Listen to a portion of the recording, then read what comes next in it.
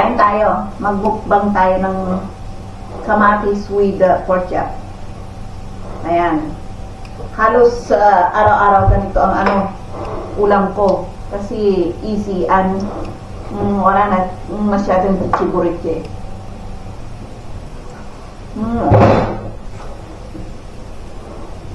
Sarap.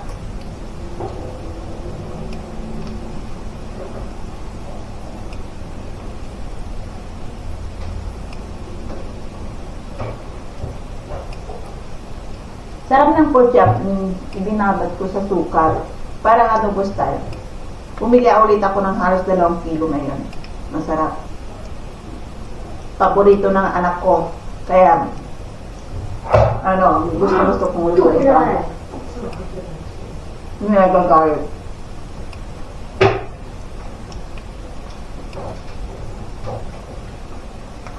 Naayos niya yung kasi yung computer niya, hindi niya maayos-ayos. What again? Computer? Ayun, naintindihan yung sinasabi ko. Ayan, mainit yung kanin ko.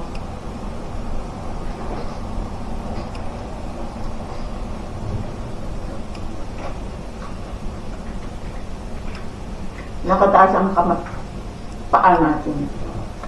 Provincial style. Harap ng pork chop pa. Harap. Hello, good morning. At ngayon, medyo maaga-aga ang pag-agahan ko ngayon. Kasi may balak akong umalis ng maaga rin at maglakad-lakad around city. Ipapakita ko sa inyo ang buong city dito. Kung orbits nila rito. Para halimbawa di pa kayo nakakarating dito. Parang nakarating na rin. Ano ba yun? Ano ba salita yun? Parang nakarating na rin. Igagala ko kayo through online camera. Ayan. Magagahan muna tayo. Sana'y wag akong tamarin. Maglakad-lakad. Kailangan ko ng exercise. Kasi tumataba na talaga ako. Yung baba ko, nagiging doble na. Yung puson ko, kaya, yung pantalon ko, maganda rin yung pantalon na nabili ko, tagong-tago yung yung bil ko. Kaya sabi ko, order kayo ng mga ganito. Yung mga nanay dyan, or yung mga daligding. Ayan, ganito may suot niyo parang sexy.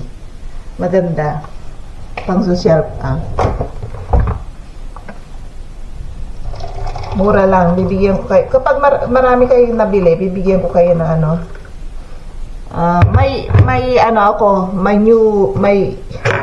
may magandang kulay din.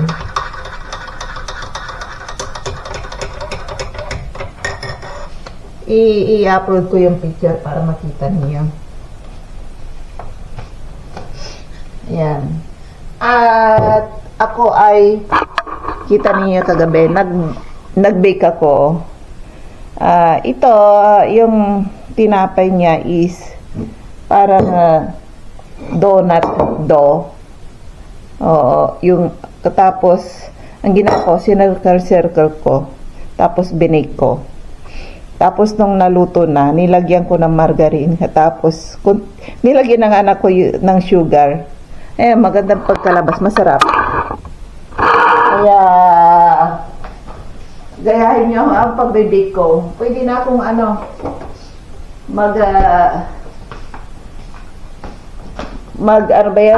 mag-bake, mag-open ng bakeryhan.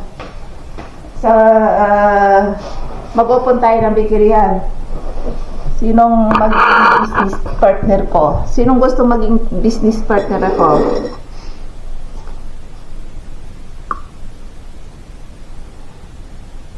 Itaas ang kamay. Mag-send message lang kayo. Sinong mag-franchise, gusto mag-franchise ng business ko, ipro-promote ko na. Yan.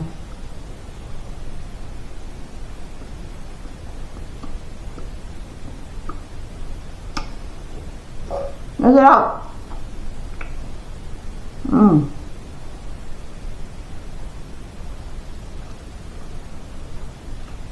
Maganda pagkaluto. May pagkaparihas ng ano,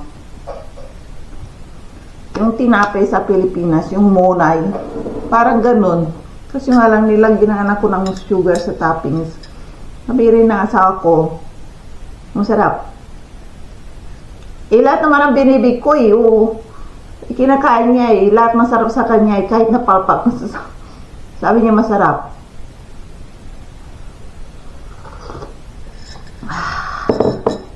Yung anak ko lang ang kapag hindi masarap yung binig ko, sabi niya, hindi masarap. Pero yung asawa ko, ayaw niya lang siguro ako mapahiya, masarap lahat.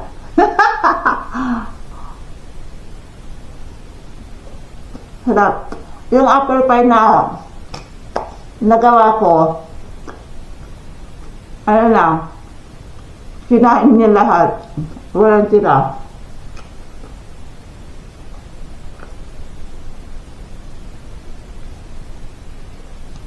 Puro ako bake ng bake.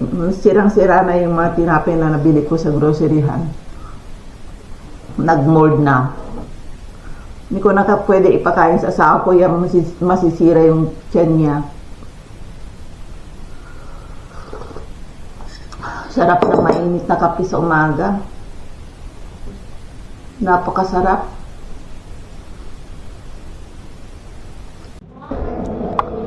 Pagkatapos kung kumain ng agahan, labas ako. Pumunta ako dito sa kabilang mall. Mga 5 minutes walking.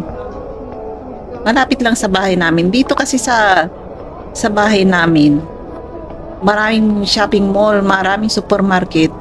Bababa ka lang. City kasi ako nasa city mismo kami, yung bahay namin.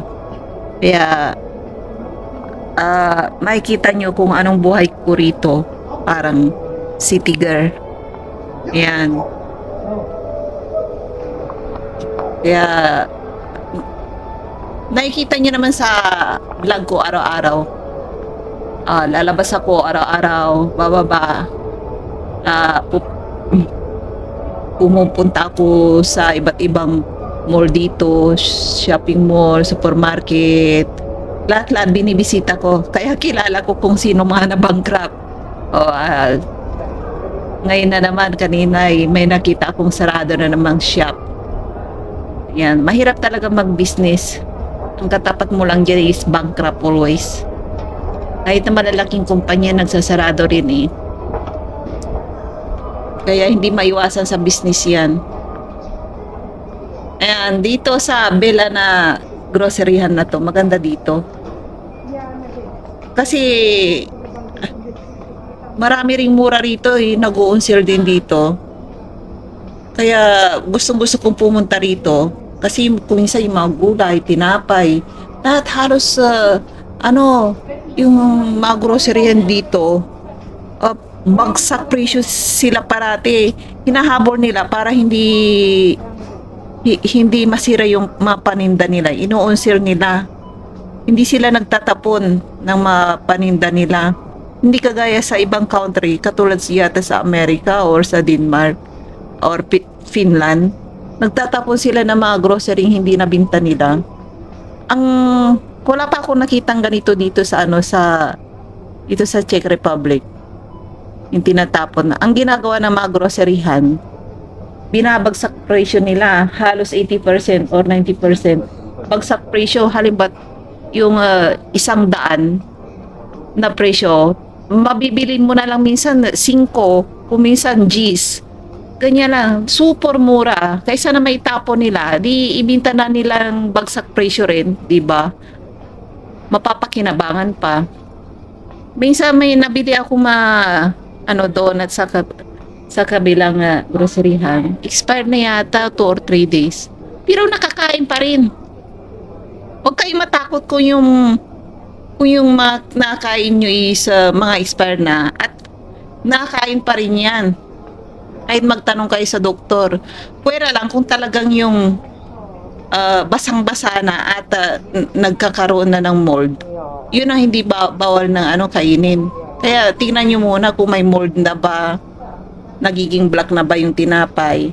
Yun ang huwag nyo na ikainin. Kasi yan, magtatai lang kayo. Pero kung nakita nyo okay pa, okay lang. Yung biyanan ko, bilib ako sa kanila ay yung mga pagkain nila, kahit na-expired na, kinakain pa rin nila, nilalagay lang nila sa sa freezer. Ayun, kasi kapag yung mga karne, kahit na pa-expire na, at nilagay mo sa prus yung sa freezer, hindi yan masisira kahit na i-stock mo dyan na 1 taon. Ayan. Kasi sa groceryhan, may sila may taning ang buhay ng mga paninda nila dyan. Taning parang cancer. No? Yan, may expiration date. Pero kapag nabili mo yun, halimbawa karne, 2 or 3 days may expire na. Ang gagawin mo kapag hindi mo naubos kaagad, ilagay mo sa freezer. Doon sa freeze para hindi masira, para hindi matuluyan. Yan. Dami talagang mura rito.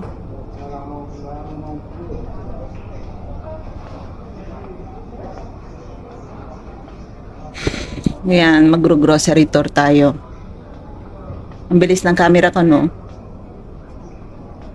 Kaya yung akse nila, action yan, yung on sale ang mga yan. Yan, pag mga ganyan, yung mga student yan, dami tuwing hapon kasi dito, itong groceryhan na to malapit sa sa school, mga college, elementary, kinder, then high school, malapit lang. Kaya tuwing hapon, nakikita mo rito, ang daming student na naglalakad. Kasi dito, sa taas nitong shopping mall na to, sakayan ng bus, tram. Ayun. Kaya, pag akyat mo dyan, may bus ka na. Maghintay ka na lang kung anong number ng bus mo. Dati, nung bago start ako rito, hindi ako marunong mag-bus eh. Hindi rin ako marunong mag-train. Kahit dun sa Taiwan, sabi ng mga anak ko, mag-train ka mama. Sabi nila sa akin, hindi ako marunong, paano ba? Sabi ko gano'n sa kanila, kasi sa Taiwan may kotse ako. Nagdadrive ako parate. Magastos nga lang or motor. Minsan nasira yung sasakyan ko. Hindi ko magamit yung sasakyan ko. Sabi nila, mag-train ka na lang mama. Sabi nilang gano'n sa akin. Hindi ako marunong, turuan niyo ako kung paano. Sabi ko gano'n. Tinuruan nila ako, marunong na ako. Parang ignorante ba? Dito, nung unang start ako, hindi rin ako marunong mag-tram. Hindi rin ako marunong mag-train. Dito nga lang ako natuto sa ano ba yan, na-stuck.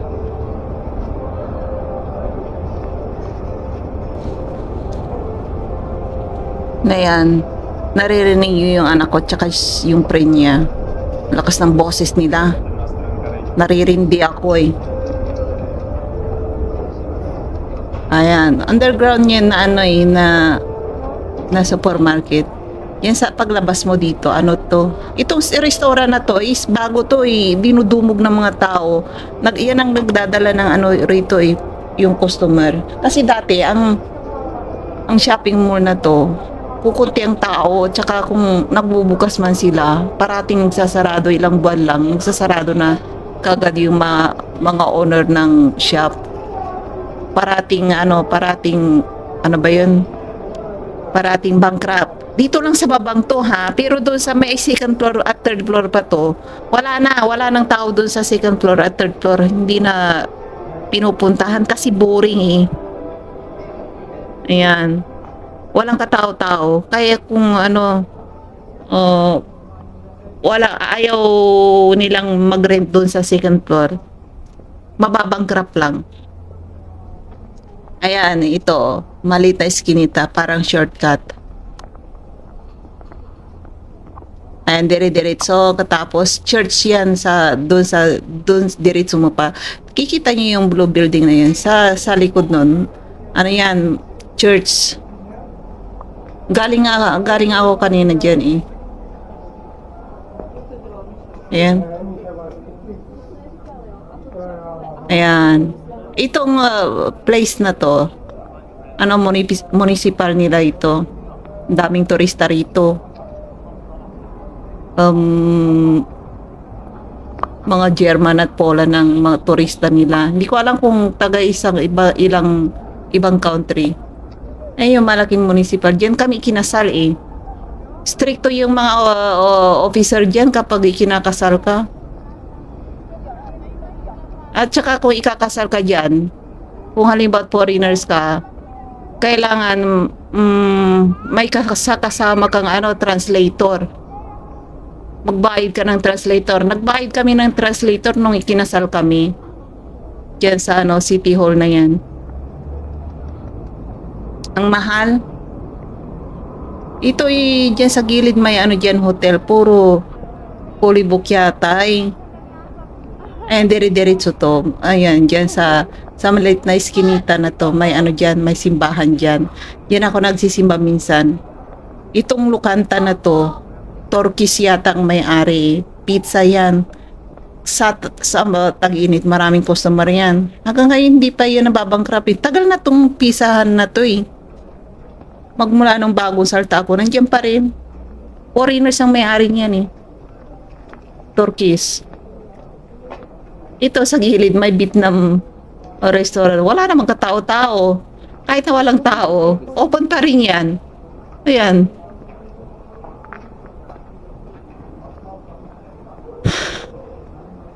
Ayan, yung malaking simbahan na yan. Ano yan? Simbahan yan. Tuwing hapon lang ang misa dyan. Alas 6 yata ang opening. Sarado ang simbahan dito pag whole day. Araw-araw mayroon. Ay, sa Sabado, sarado. Dito ako nagsisimba. Yung mother ko.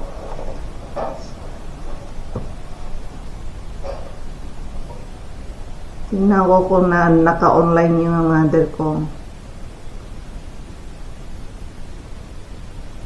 Gusto kong papuntahin yung mother ko rito sa Czech Republic. Bakasyon.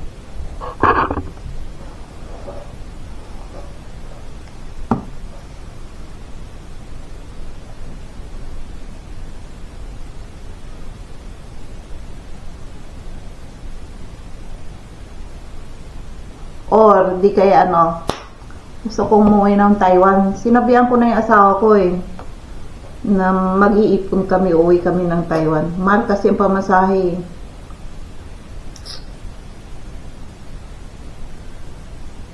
Sana makauwi kami nitong pag walang pasok yung anak ko, may bakasyon. July, August yata bakasyon. Oo, 2 months vacation sila. Kaya balak yata ng asawa ko pumunta sa Egypt. Naku, magulo doon. Baka madapuan pa kami ng mga racket. Yung bilas ko last year pa na nagbook silang ticket papuntang Egypt. Maganda kasi doon yung dagat. At unlimited food pa. Kaso nga lang doon sa Egypt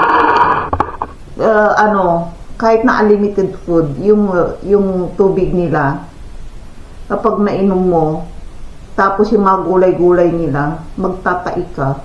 Katulad nung nandun kami, unlimited food.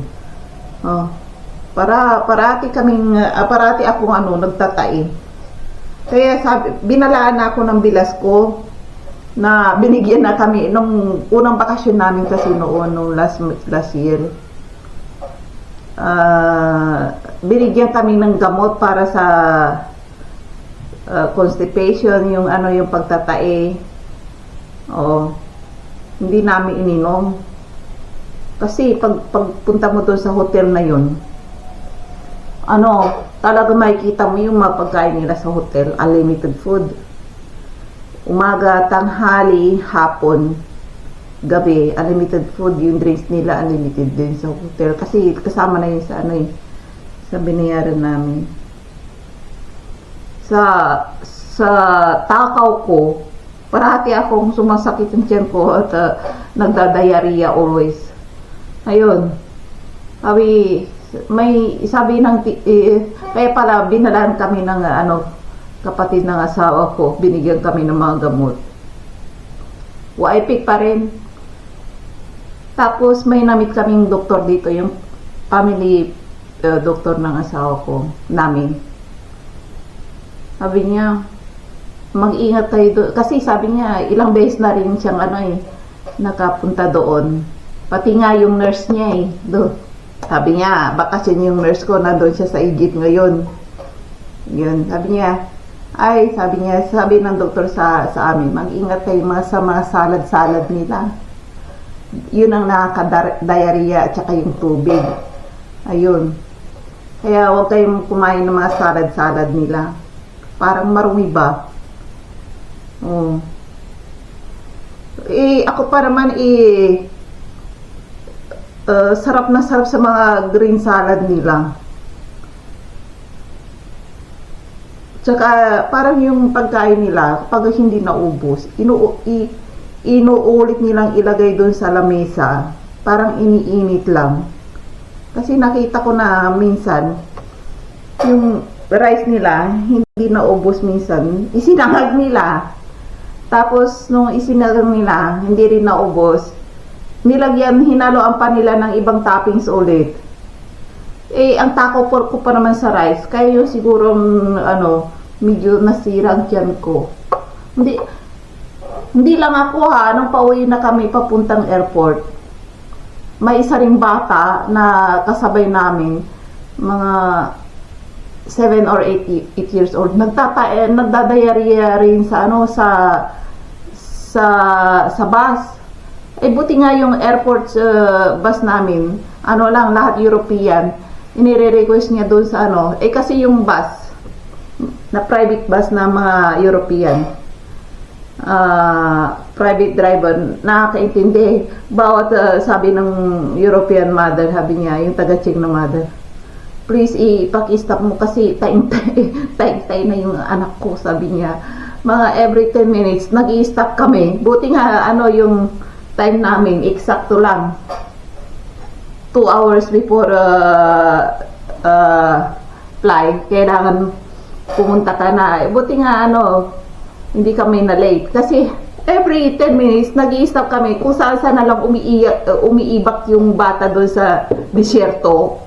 Kasi nag-stop. Siyempre, alam niyo naman doon sa Egypt, doon sa pinaka-disyerto, walang mga tao, walang mga halaman. Nag-stop. Makikita mo na lang sa bus kasi gabi na may flashlight na dala-dala yung mother. Kung saan na lang umiibak. Sabi na sa ako, kawawa naman. Alam namin yung pagkain, yun ang nakaka-diarrhea. Parang napanood ko na rin sa TV yung yung nagbabakasyon din sa Pakistan, ganun din, nagdadiarrhea rin. Sabi nila, parang yung nainom nilang tubig. Kaya, pag pumasyal kayo, magdala kayo ng mga gamot. Delikado yung yung tubig nila, tsaka yung mga salad. Huwag kayong kumain ng mga salad nila.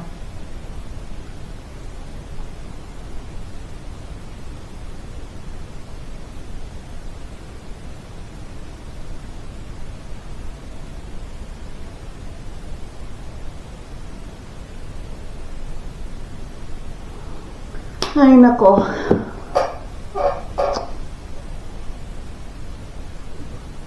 Kaya sabi ko sa asawa ko, kasi magbakasyon tayo sa Egypt. Kasi balak niyang bumalik. Sabi niya last year, babalik pa raw siya sa Egypt. Kaya sabi ko, kasi bumalik tayo doon, pa-Taiwan na lang tayo. Kasi titignan ko yung business ng anak ko doon.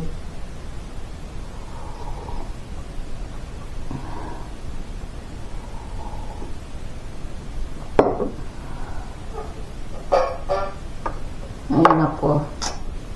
Sarap ng kape mainit sa tiyan ko. Parang nabuhayin ako ng dugo ngayon. Kanina pa ako inaantok. Walang mga tao dito kasi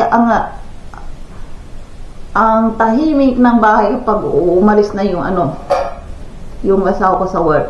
Tapos yung anak ko na nasa school. Maingay lang dito kapag nandito na yung anak ko. Naririnig nyo naman minsan kapag nandito na siya. Sigaw siya ng sigaw sa parang background sound ko. Naririnig nyo minsan siguro kapag may background sound dyan na sumisigaw yung anak ko.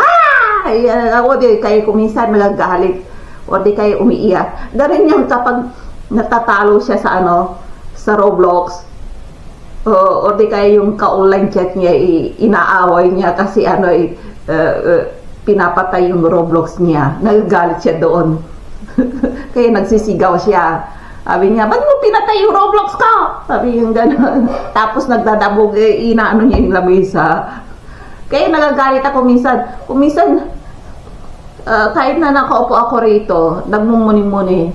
Bigla na lang ako masyasyak ng ganyan kasi bigla ba naman sisigaw, okay lang kung sisigaw lang. Bigla niyang, sasampalin yung lamesa napakalakas mapapaganyan ka na lang Minsan yung ama rin niya nung nasa kwarto siya, natutulog yung ama niyang ganyan, nakatulog sa upuan. Bigla niyang nagsisigaw katapos inismash niya yung lamesa di kalabog yung lamesa. Nagulat yung asawa ko. Talagang nagmumura sa anak niya. Magmula nun, hindi na niya inulit. Nagulat ang asawa. Sabi ko, papatay mo ba yung tatay mo? Baka ma-heart attack yan. Sabi ko gano'n sa kanya. Sa ginagawa mo. Nasyak sa'yo. Sabi ko gano'n sa kanya.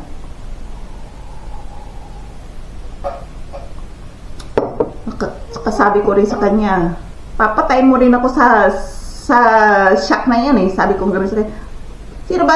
Sino ba namang hindi masyasyak sa ginagawa niya?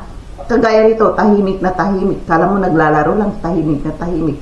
Mamaya na lang, magugulat ka, kinalbog niya yung lamesa, tsaka nagsisigaw. Maharta ka kabigli. Kagaya ganyan, nag-iisip ka, nang bigla na lang. Magugulat kang ganyan maririnig niyo yung sigaw ng anak ko minsan sa background. Kaya napapagalitan ko yung parati Hindi ko nga lang pinapakita sa inyo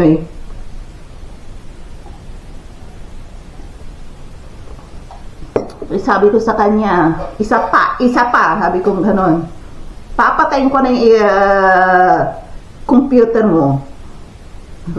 Sabi kong ganun. Kaya kung minsan kahit nagalit siya, gusto niya ganyan pag matatalo siya doon sa Roblox. Dahan-dahan lang, sabi niya. Nagtitimpi na.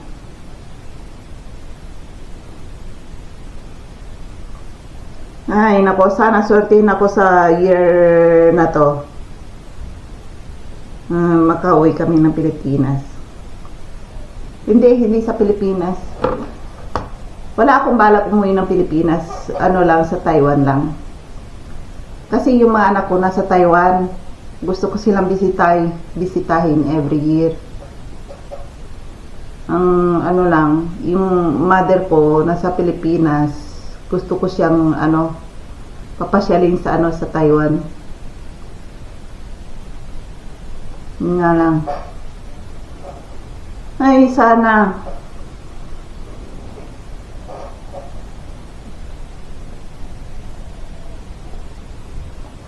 Buti nga ngayon, yung mga Pilipino, free visa papuntang Taiwan. Hindi kagaya nung pinapupunta ko yung mother ko.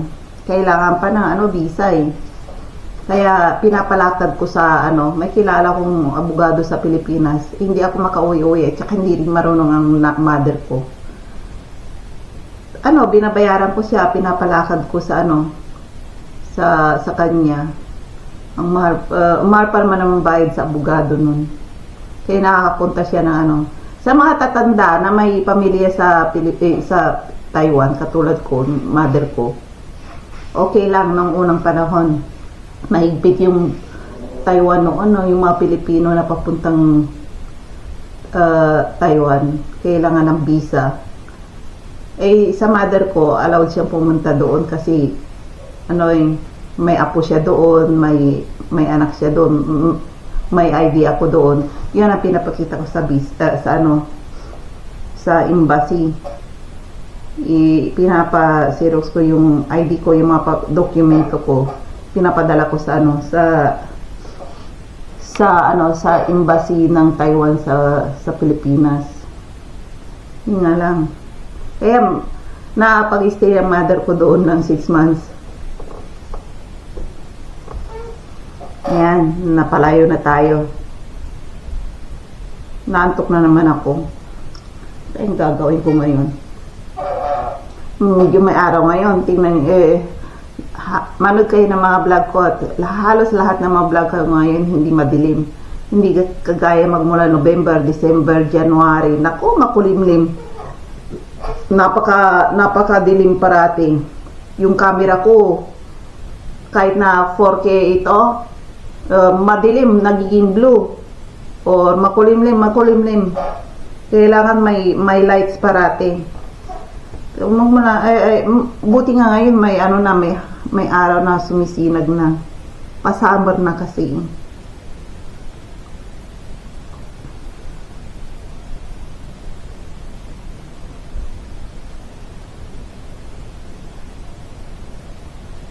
Yan, saka na tayo magkwentuhan, may tutuloy ko.